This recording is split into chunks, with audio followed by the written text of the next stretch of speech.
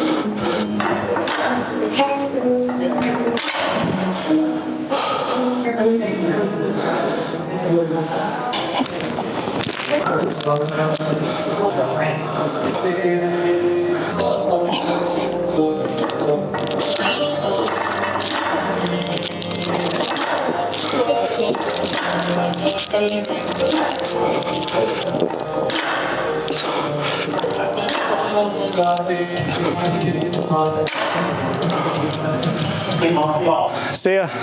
Deadlifts, back, hitting some RDLs, 405 right now.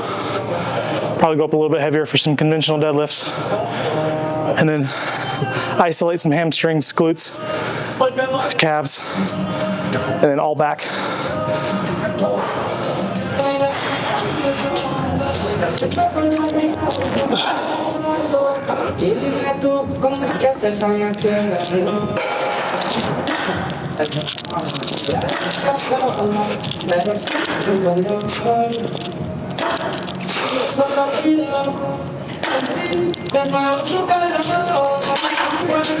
Hand was slipping a little bit. I haven't put on chalk or anything yet. Well, it's like straps though. It's like, is your goal to strengthen your grip or to strengthen your hamstrings? If you're like focusing on strength, you don't want your grip to be a weakness, so you don't want to necessarily use straps or things like that. But if you're like bodybuilding and trying to build a muscle, you don't want your grip to be an issue. That's why it's like using straps. Like, why wouldn't you? Like, I'll put on straps for this next set. Just go as many reps as I can. So I just get all just hamstrings and glutes the whole time.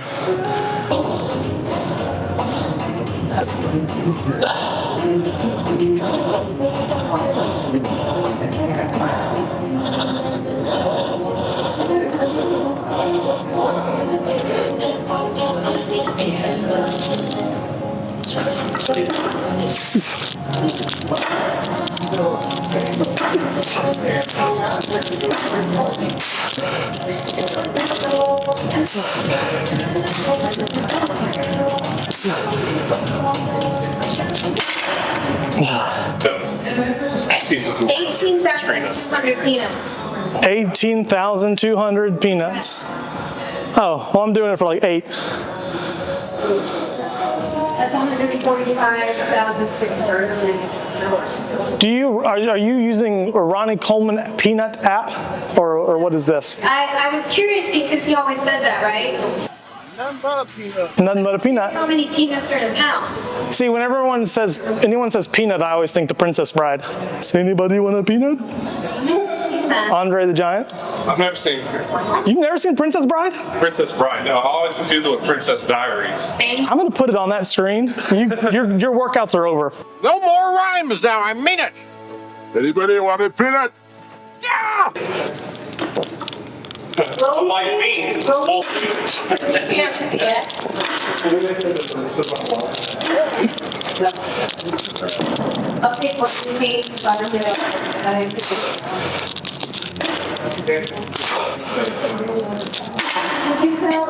There's a pants party, and you're invited. I heard someone say something on the Dallas Stars telecast last night, and I was like, oh, he's gonna get in trouble. It was what is it, PK Subban? Someone's talking about packing a lunch, and he goes, they need to pack a Lizzo-sized lunch. And I was like, I don't think you can say that. His producer was just like, cut that. I'm scared. Cut that on the West Coast. How many peanuts is on the panel? 40.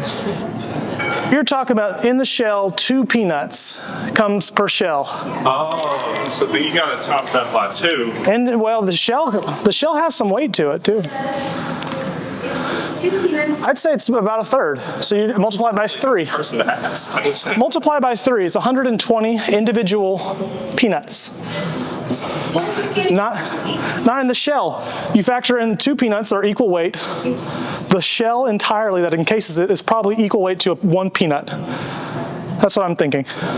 Not exact, but on average, maybe. So I don't headbutt your bar.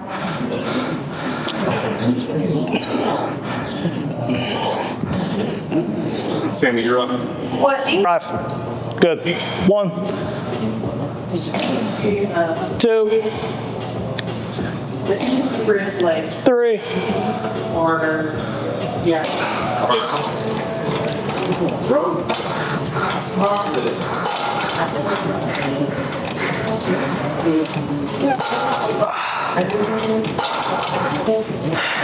Deadlifts, gonna isolate some hamstrings and then get some glutes and a lot of back. That's a man. That's how we live our life. Fuck, yeah, it was, why did I not do it that way the first time?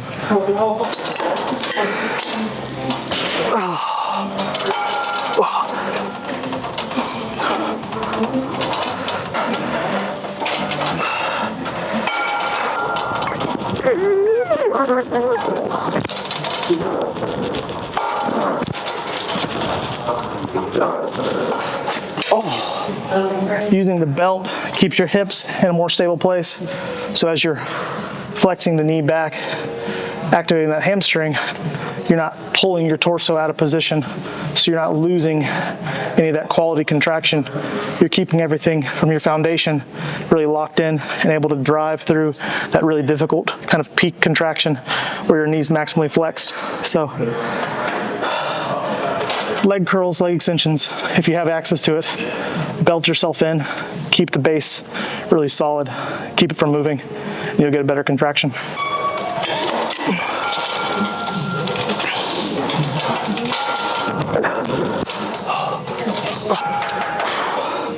You were in Fresh Prince? And she was like, where? Like, see that guy way back there by the pool house?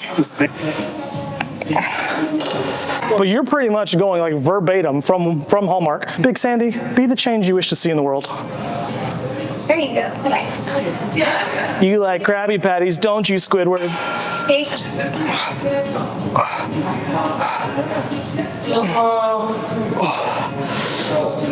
My ass. Okay.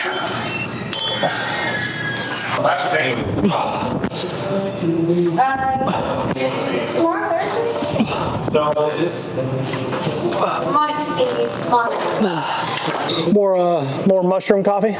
Yeah, sure. There was a pretty noticeable like downtick in your mood and energy. No, like once you just started working out, I think you're able to focus that energy. And focus it. It's literally called focus. It's all upper back from here.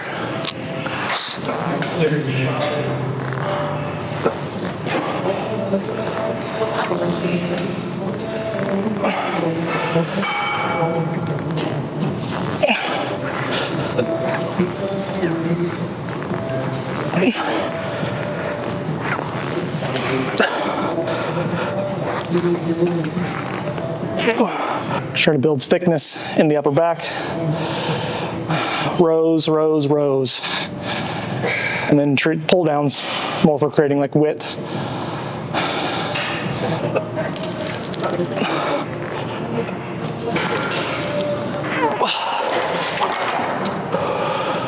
When trying to prioritize the upper back, especially with a horizontal pull, I'm trying to think about kind of rounding over from my spine in that reach position.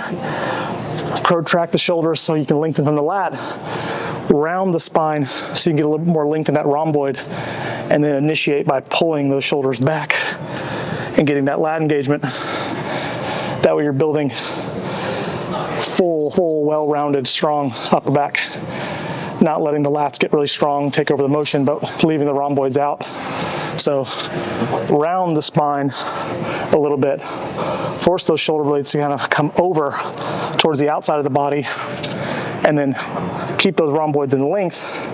Initiate from shortening the rhomboid, pulling the lats back, driving the elbows into the rib cage, but keeping everything still really close.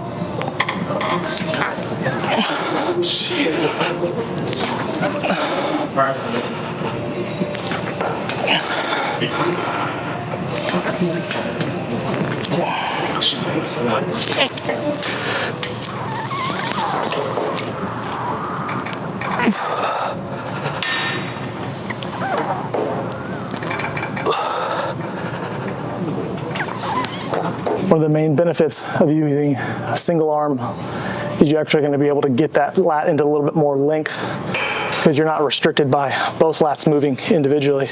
You can kind of come across your body more in a row or reach across your body a little bit more with a pull down to get that lat in a little bit more length.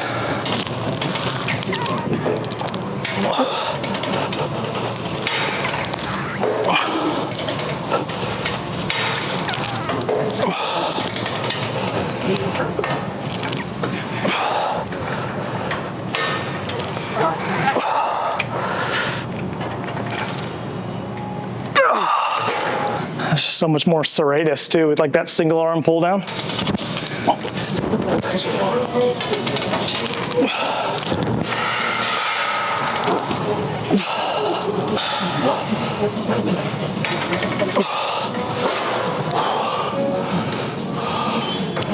Ooh.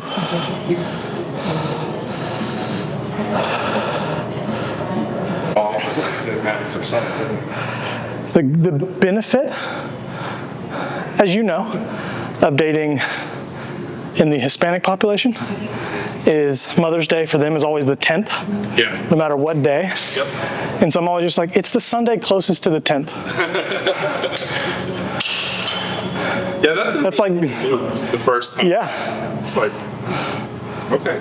When people are telling me, it's like, yeah, it's Mother's Day. It's like, no, it's not. That's. Oh, reach across the body.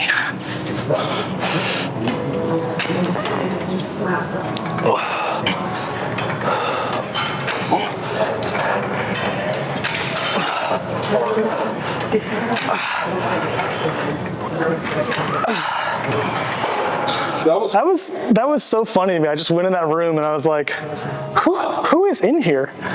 And he was just like, he wasn't even up to his knees. He just kind of like was in the cold tub and I was like, what are you doing? He's like, I'm icing my legs. I was like, you're icing your toes.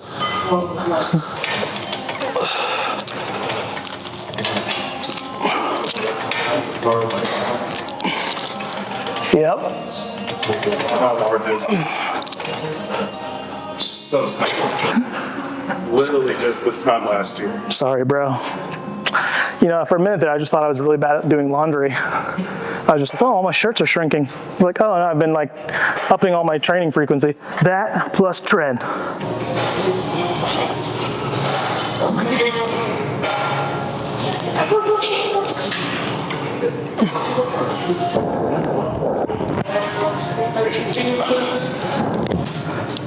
You all right? You just walked over here with like so much confidence, and then out of nowhere, just like hands on your knees.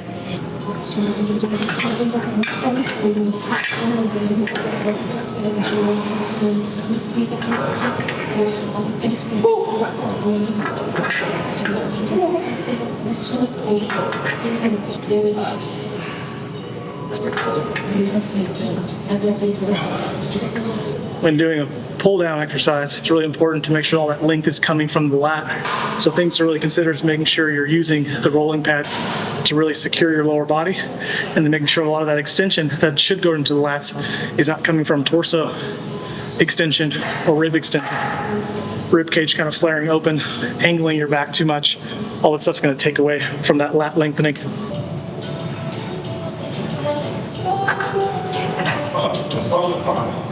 You essentially start off with like a chest supported pullover, and then what we're going to do is then flip around. So you'll face the other way, like put your back into the bench, and then do a pullover from the top end. Drive elbows into that rib cage, Get a good stretch from there. I mean, you're not focusing too much on it. Torso. Like kind of keep your torso super flex. And then just load from that position, get the lats really long. So you can kind of like get a good stretch at the top there. Come back. Sit into it. And you're just there until you can feel the end of the cable.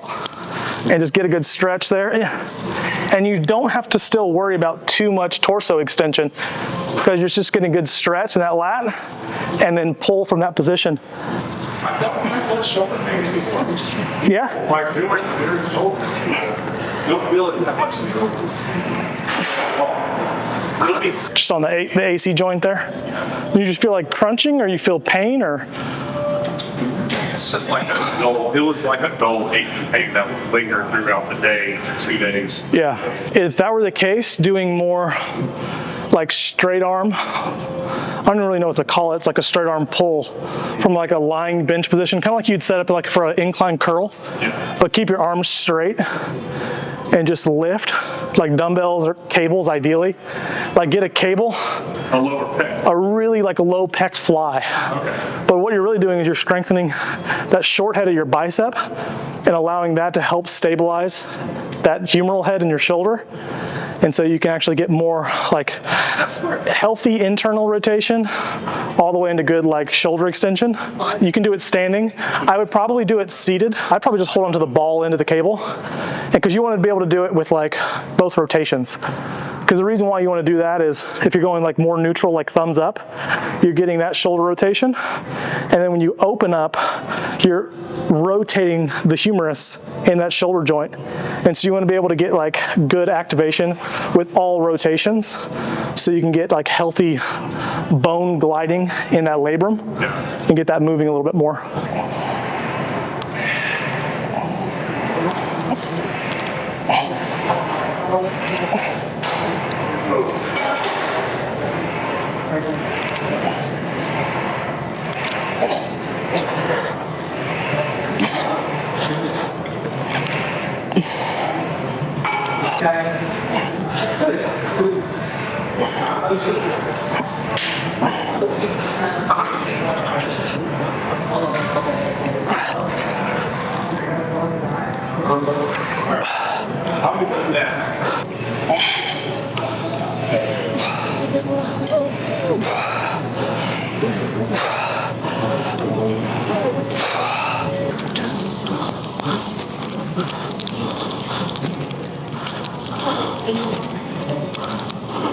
What time is it?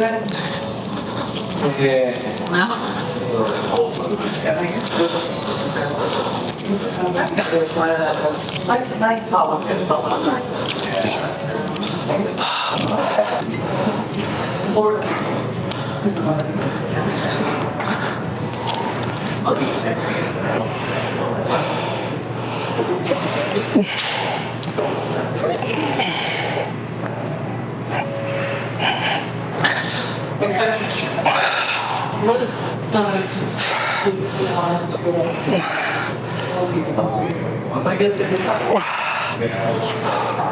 Rear delts.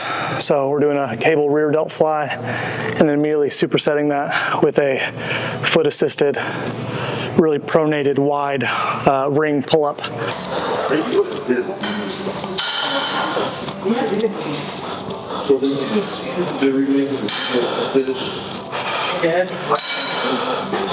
Yeah, I gotta do the long one, like. Just make sure first. I gotta make sure it wasn't like just universal and When they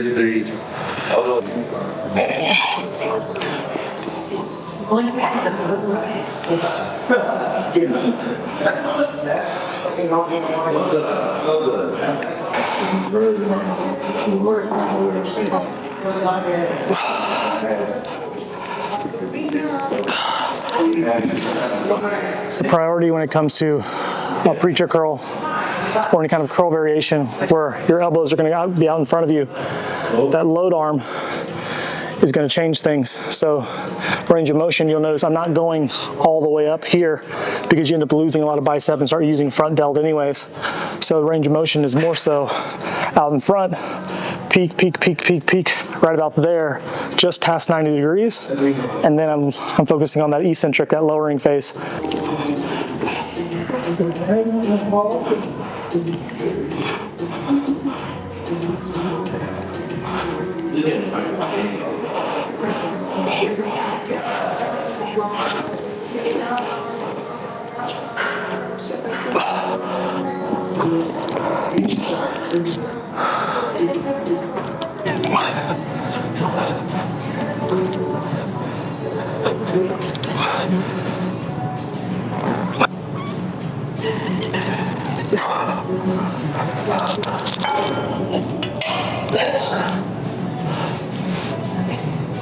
Trying to lengthen out the bicep by contracting the tricep in between sets. More micro trauma, more cellular signaling to the muscle equals more growth.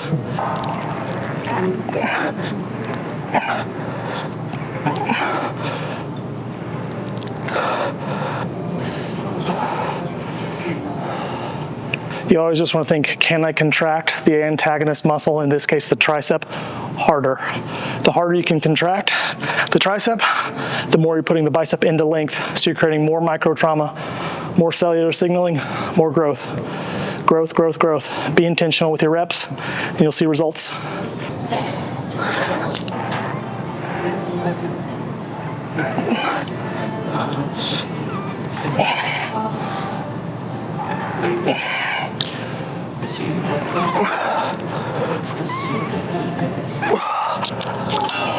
So my thought process carries that into every single repetition too.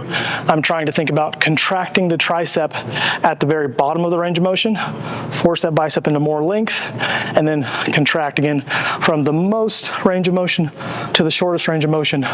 We want to build strength, build mass. If we can focus on a leg extension, for example, contracting the hamstring in the bottom position, feeling that quad stretch more, and then getting to a full extension, contracting the quad as much as you can at that peak contraction where that leg's fully extended, you're going to get a better quality repetition. If you're getting a better quality repetition with every single rep, you're going to get results that much faster. So, name of the game, the way we do things at Adapt, better results faster. That's all we're looking for. That's a wrap for today. Deadlifts, back, hamstrings, glutes, rear delts, biceps. Being intentional with every single rep. A lot of the inspiration for some of my tweaks and modifications come from Joe Bennett, hypertrophy coach. Started kind of exploring a lot of his thought processes towards just being very intentional with every single repetition. Kind of takes me back to a lot of the kind of MI40, Ben Pakulski stuff. So overall, good training session, and yeah, bye.